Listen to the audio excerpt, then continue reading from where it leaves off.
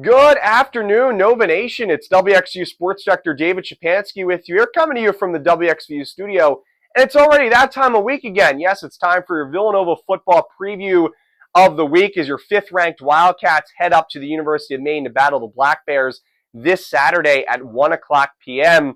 And, I mean, it's just crazy how fast that bye week went by. The players probably feeling that a little bit too as Villanova recovering from a lot of injuries that they had in that game against Stony Brook. Connor Watkins, their quarterback, suffered a little bit of an injury. Didn't miss a snap in that game, but did end up going to the medical tent in that game in Long Island. And then also Isaiah Ragland was out in that game with an ankle injury. Didn't play. He suffered that injury against LIU. He's questionable as if he'll play on Saturday against Maine.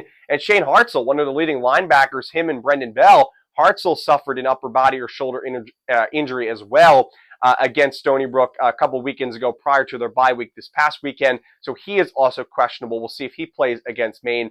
But Villanova, nonetheless, I mean, it's been a great start to their 2024 campaign. I mean, fifth ranked in the FCS in both the major FCS polls. This is a team that is 2-0 in CAA play. Their two wins coming against Towson and Stony Brook, and they beat Stony Brook 42-24. It really wasn't close. They outscored the Seawolves 28-0 in that second half. And let's be honest, this Stony Brook team, they were hot coming into this game. They had all the momentum. Roland Dempster, their leading running back, was just destroying teams' defenses. Villanova shut him down in the second half and was able to win this game pretty convincingly.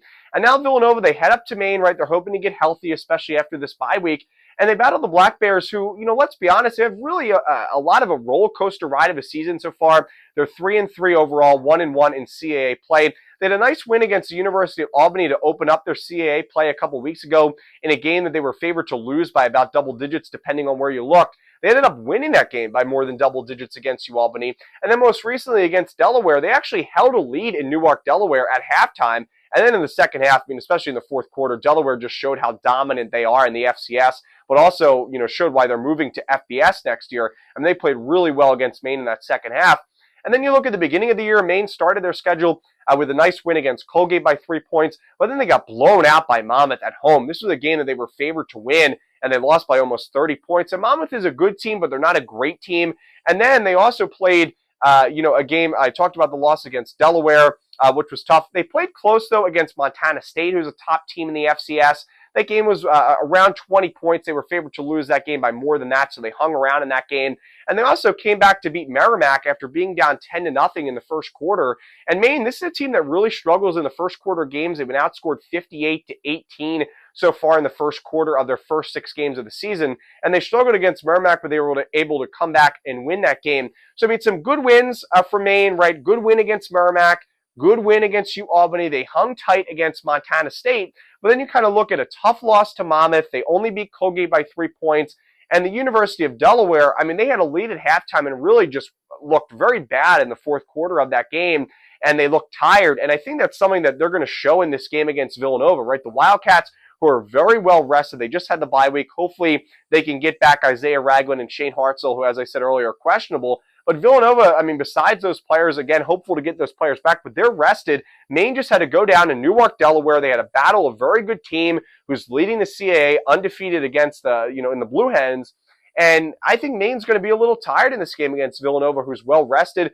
Looking at some of the players for the Maine Black Bears, their quarterback, Carter Peavy, a transfer from Mercer University. He had over 2,000 passing yards last year for Mercer, 11 touchdowns, 5 interceptions. This year for Maine, so far he's been pretty good, over 1,100 yards, 7 touchdowns, 4 interceptions. He's mainly a passing threat quarterback, will not rush the ball a whole lot, but he is susceptible to turning the ball over, right? Interceptions, he had 5 last year in a pretty large sample size for Mercer. He has 4 already through the first 6 games of the season, and he had 3 interceptions last week in that game alone against Delaware. So maybe those numbers are thrown off a little bit. He had a really bad game against Delaware. But, I mean, you look at his career numbers, when you go back to his time against Mercer, he will turn the ball over with some interceptions at times. And also as a team, this Maine team, I mean, 10 fumbles so far this year. They've only lost 4 of them, but this Maine team will turn the ball over.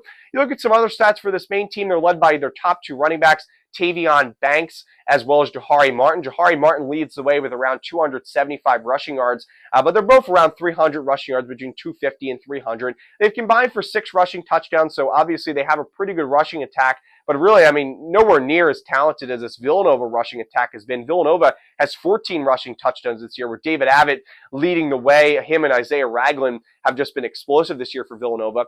And you look at the passing attack for Maine, really led by Montego Ross, who already has 2 touchdowns this year, around 300 receiving yards. He leads the way for the Black Bears in their wide receiver department. But Moss, I mean, this is really the best year of his career. At least he's on track to really pass a lot of his career numbers, but he's really not been a guy that's been all that successful at the college level. He's had some good years, but really no year that's been great. He's off to a pretty good start so far here in his 2024 campaign. As for the Maine Black Bears defense, they average around 31 points given up per game.